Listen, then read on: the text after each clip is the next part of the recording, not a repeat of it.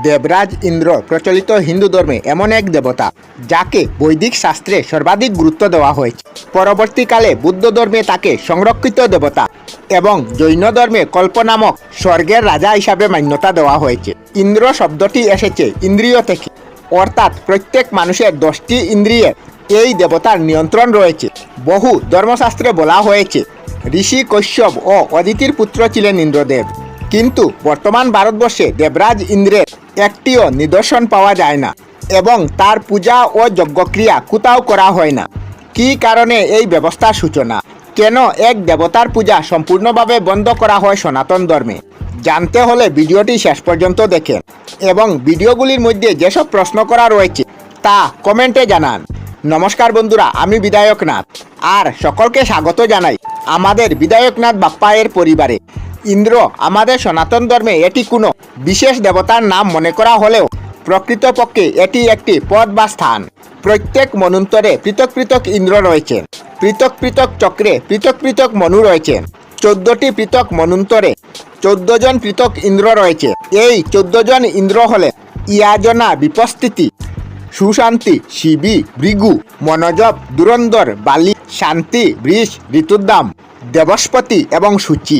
এখানে আশ্চর্যের বিষয় হলো বলি একজন অসুররাজ হওয়া সত্ত্বেও ইন্দ্রের পদ লাভ করেন।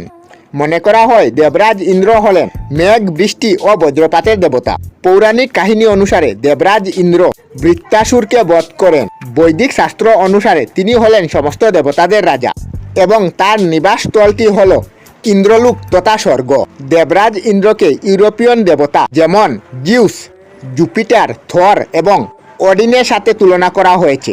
সনাতন হিন্দু শাস্ত্র মতে গোমাতা, বৃক্ষ, পশু পাখি ও নাগেদের পূজা করা হলেও দেবরাজ ইন্দ্রের পূজা করা হয় না। কিন্তু কেন? মনে করা হয় ভগবান শ্রীকৃষ্ণের অভিশাপের কারণে দেবরাজ ইন্দ্রের পূজা ভারতবর্ষে বন্ধ হয়ে যায়। তবে নেপাল ও কাঠমান্ডু শহরে প্রতি বছর ইন্দ্রযাত্রা নামে একটি উৎসব হয়ে থাকে।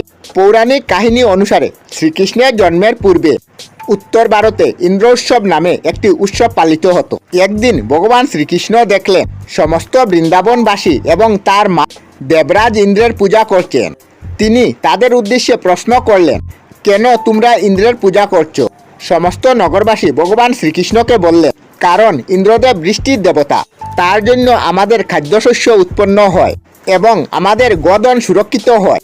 তখন ভগবান শ্রীকৃষ্ণ বললেন, যদি বৃষ্টি বর্ষায় তোমাদের জীবিকার মূল উৎস হয় তবে তোমাদের উচিত গোবর্ধন পর্বতের পূজা করা, কারণ এই পর্বতের জন্য বৃষ্টিপাত হয়ে থাকে। এই পর্বতই গোমাতাদের চারণভূমি।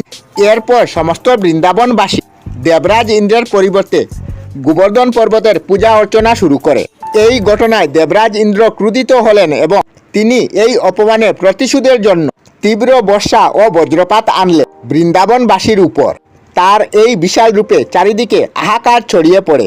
সেই সব দেখে ভগবান শ্রীকৃষ্ণ সমগ্র গোবর্ধন পর্বত তার একটি আঙ্গুলে ধরলেন এবং সমস্ত বৃন্দাবনবাসী তার নিচে আশ্রয় নিলেন। বিশাল পর্বতের নিচে তাকায় তাদের উপর বর্ষা ও বজ্রপাতের কোনো প্রভাব পড়ে না। এরপর দেবরাজ ইন্দ্রের অহংকার ভাঙে এবং তিনি শ্রীহরি বিষ্ণুর অবতারের নিকট এসে ক্ষমা প্রার্থনা করেন। শ্রীকৃষ্ণ গোবর্ধন পর্বতকে পুনরায় ভূমিতে প্রতিষ্ঠা করেন। তিনি বললেন, সমস্ত বৃন্দাবনবাসী এমন কোনো দেবতার পূজা করবেন না যে ভয়ের দ্বারা সম্মান অর্জন করেন। গোবর্ধন পর্বত মূল জীবনশক্তি প্রদান করে, তাই বৃন্দাবনবাসী গোমাতা এবং গোবর্ধন পর্বতের পূজা করবে। মনে করা হয় এরপর থেকে সমগ্র ভারতবর্ষে দেবরাজ ইন্দ্রের পূজা বন্ধ হয়ে যায় এবং এর পরিবর্তে গোপত উৎসবের সূচনা ঘটে। আমরা আমাদের চ্যানেলে সব ধরনের ভিডিও আপলোড করি, যেমন ব্লগ, নিউজ, কুকিং ভিডিও, ধার্মিক আলোচনা ইত্যাদি। যদি আপনারা এই ধরনের ভিডিও দেখতে পছন্দ করেন তাহলে এই চ্যানেলটি নিশ্চয়ই সাবস্ক্রাইব করবেন। আমি আপনাদের সাথে বিধায়কনাথ আজকের মতো বিদায় নিলাম। আর ভিডিওটি ভালো লাগে লাইক, শেয়ার ও কমেন্ট করবেন। ভিডিওটি সম্পূর্ণ দেখার জন্য অশেষ ধন্যবাদ।